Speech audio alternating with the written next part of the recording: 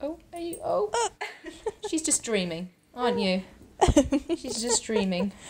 So it was 3:30, and I kind of knew I was in trouble. I immediately called my husband and said, I think I have to get to the hospital immediately. I said, I'll meet you at the hospital.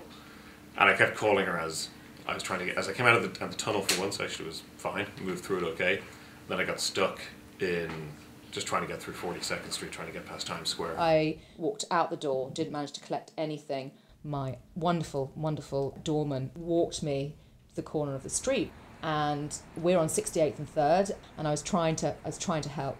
He was trying to hail a cab, and then I said, oh no, the baby's head's coming out. And I said, I held on baby's head, and then and he held me, and he literally propped up my back, and then Isla just came out.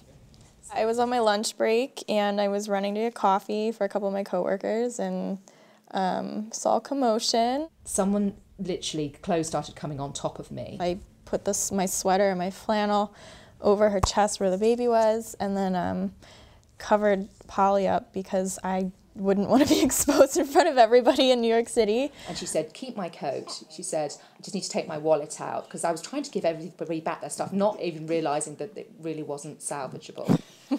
I'm sorry. I sprinted up 3rd Avenue, probably the fastest I've run in years, and pushed through the crowd, and she was sitting there with the baby in her arms around her chest. And as it turns out, apparently I was about 2 or 3 minutes after everything happened. When the ambulance crew came in, they just took over, and they were wonderful. I know for a fact that this little one would have got very, very cold if she hadn't been covered up. As we were getting into the ambulance, Isabel came up to me and said, well, she wasn't sure if she'd left stuff in her coat, and said, listen, here's my number, just in case, she said, I don't need the coat, but just, here's my number. And the name, I couldn't forget, because I remember thinking it's actually quite a nice name. And as I said, she was meant to be named Isla Polly, and she ended up being Isla Isabel. And it's a beautiful name, and we're very, very lucky to be able to call her it, so thank you so much.